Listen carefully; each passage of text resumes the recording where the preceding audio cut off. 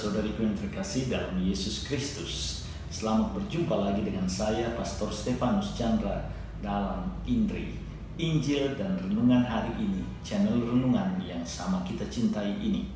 Adapun tema renungan kita pada hari ini adalah ketertutupan hati.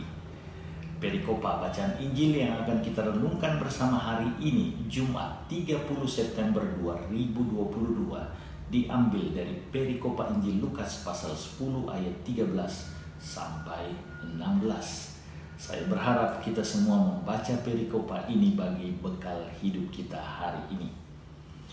Bapak Ibu, saudara-saudariku yang terkasih dalam Yesus Kristus, saya mengalami 2 kali kecelakaan berat yang hampir merenggut hidup saya.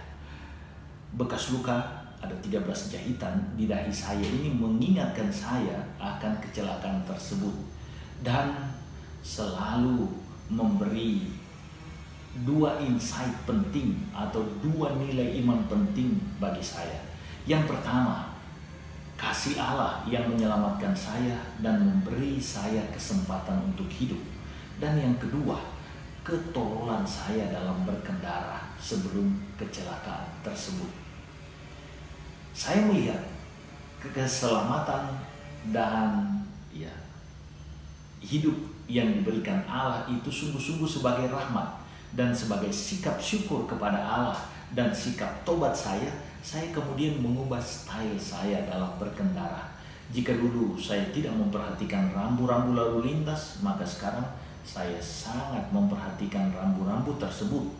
Jika dulu kecepatan motor saya selalu 100 km per jam, sekarang kecepatan motor saya selalu 100 km per minggu, alias alon-alon waton kelakon, biar lambat asal selamat. Inilah wujud keterbukaan saya akan teguran Allah melalui kecelakaan tersebut. Dan kecelakaan serta keselamatan yang saya peroleh adalah momen pahit namun juga momen pertobatan, panggilan untuk berubah. Bapak Ibu, saudara-saudariku yang terkasih dalam Yesus Kristus, kritik Yesus dalam bacaan Injil hari ini adalah sebuah ungkapan kekecewaan yang sangat mendalam atas kedegilan dan ketertutupan orang-orang Israel pada zaman itu, khususnya di kota-kota Korazim, Betsaida, dan Kapernaum, akan kehadiran keselamatan Allah melalui diri Yesus. Yesus yang selalu mengunjungi dan menghadirkan berbagai mujizat di ketiga kota tersebut justru tidak menggugah orang-orang di situ untuk menerima dan mengakui Yesus sebagai Allah. Seluruh tanda mujizat, seluruh tanda heran yang dilakukan oleh Yesus seakan menemui tembok yang tebal berupa ketidakpercayaan orang-orang di 3 tempat tersebut. Yesus dengan tegas menyatakan bahwa tanggungan Tirus dan Sidon akan lebih ringan dari 3 kota itu pada akhir zaman. Mengapa? Orang-orang di Tirus dan Sidon tidak pernah dikunjungi dan menyaksikan Yesus dan mujizat-mujizatnya. Artinya Tirus dan Sidon tidak menerima rahmat sebagaimana yang diterima oleh orang-orang Korazim, Betsaida, dan Kapernaum.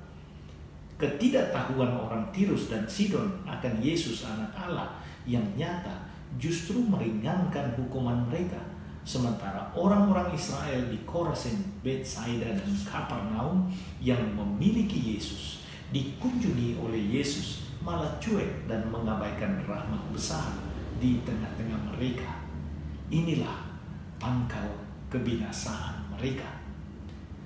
Salah satu sebab ketertutupan orang Israel pada zaman Yesus adalah sikap memandang rendah rahmat yang mereka terima. Hal ini biasa juga kita alami. Contohnya, makan 3 kali sehari bagi kita hal biasa. Tetapi tahukah kita bahwa makan 3 kali sehari bagi seorang pemulung adalah kemewahan luar biasa? Melalui kritikan kepada ketiga kota utama di Israel saat itu, kita diingatkan agar sungguh mensyukuri Yesus yang telah kita terima sebagai rahmat teragung dalam baptisan. Karena Yesuslah satu-satunya jalan kebenaran dan hidup. Dialah satu-satunya yang dapat menjamin keselamatan kekal kita. Ibunda Gereja sengaja menghadirkan kritik pedas Yesus hari ini agar kita terbuka, bertobat, memperbaiki diri, dan hidup dari hidup yang penuh dosa kepada hidup yang merangkul Yesus, percaya total kepadanya dengan melaksanakan perintah dan ajarannya dengan setia. Karena hanya dengan menerima Yesus, hanya dengan melaksanakan kehendaknya, kita akan memenangkan hidup kekal kita. Perubahan karena iman itu sungguh dibutuhkan. Tanda dan wujud syukur kita akan Yesus yang kita terima harus real, nyata, bukan hanya dirasakan oleh diri, tetapi juga bagi sesama. Semoga kita lakukan. Tuhan Yesus memberkati.